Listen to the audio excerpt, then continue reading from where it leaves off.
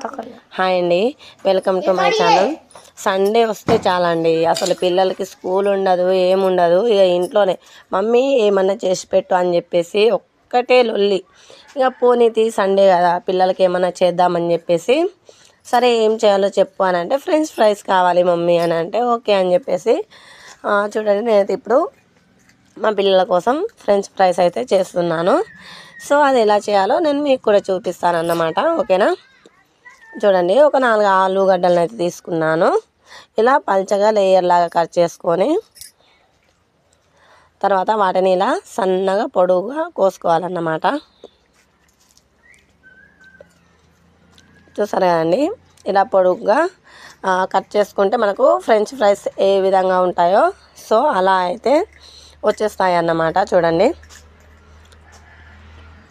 చూసారు కదండి. సో మనం మిగతా ఆలుని కూడా ఇదే విధంగా కట్ చేసుకోవాలి. చూడండి, నేనైతే ఇంకోసారి కూడా మీకు చూపిస్తున్నాను. ఇలా మనము సన్నగా పొడుగ్గా కట్ చేసుకోవాలన్నమాట. టేస్ట్ కూడా చాలా అంటే చాలా బాగుంటుందండి. సో పిల్లలకి మనము ఇలా సండే ఏదో ఒక స్పెషల్ అలా చేసి పెడితే కనుక, అంటే ఈవినింగ్ స్నాక్స్ లాగా ఇచ్చేసారనుకోండి, సో వాళ్ళు బయట ఫుడ్ తీసుకొని ఎక్కువగా అలవాటు పడరు అన్నమాట. సో ఇలానే సింపుల్గా ఇంట్లోనే పిల్లలకి ఏదో ఒకటి చేసిస్తూ ఉండాలి. ఓకేనా? ఈరోజు అయితే మా ఫ్రెంచ్ ఫ్రైస్ అయితే రెడీ అయిపోతున్నాయండి. చూసారు కదా, దీన్ని అయితే ఒక 2 టైమ్స్ అయితే నేను వాష్ చేసుకున్నాను.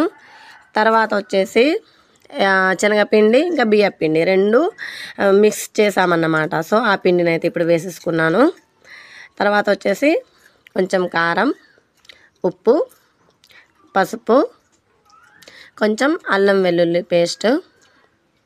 నేను మసాలాలు అయితే ఏమి యాడ్ చేయలేదండి, బయట కూడా మసాలా ఫుడ్ ఉంటుందని చెప్పేసి ఇంట్లో అయితే సింపుల్గా చేసి పెడుతున్నాను అన్నమాట. ఓకేనా? కొంచెం సోడాను అయితే యాడ్ చేసుకున్నాను.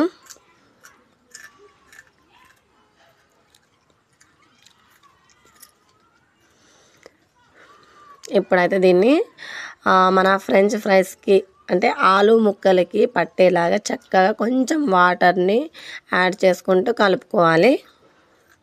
ఓకేనా?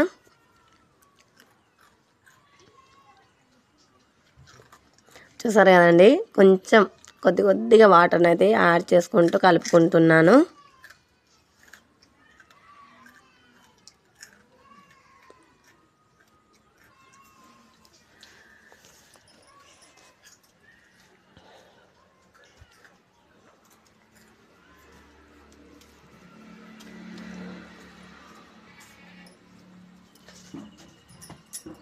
చూడండి, మొత్తానికైతే కలపడం కంప్లీట్ అయిపోయిందండి, చక్కగా కలిసిపోయిందన్నమాట. సో దీన్ని మనము ఒక్కొక్కటిగా ఆయిల్లో వేసేసుకున్నామంటే మనకు ఫ్రెంచ్ ఫ్రైస్ అయితే వచ్చేస్తాయండి. కానీ నాకైతే అలా వీలు పడలేదు. మా మిట్టు బాబు చాలా చిన్నోడు కదండి, సో తను ఏడవడంతో నేనైతే ఫాస్ట్గా ఇలా వేసేసుకున్నాను అన్నమాట.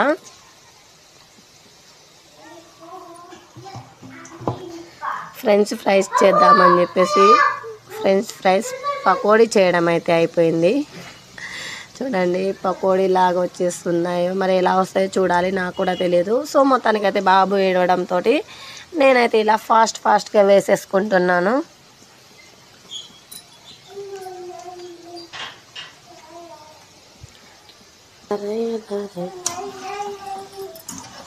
చూసారు కదండి, నేను అనుకున్నట్టు మొత్తానికైతే ఫ్రెంచ్ ఫ్రైస్ పకోడీ అయితే అయిపోయిందండి. సో ఏం చేద్దాం, పిల్లలు ఉంటే అలానే ఉంటుందండి. ఒకటి చేద్దామంటే ఇంకో చేసి పెడతారని అంటారు కదా. సో నాకు కూడా ఇప్పుడు ఇలానే జరిగింది. ఇంకోసారి వేసేటప్పుడు అయినా ఒక్కొక్కటిగా వేద్దామని చెప్పేసి ట్రై చేశాను.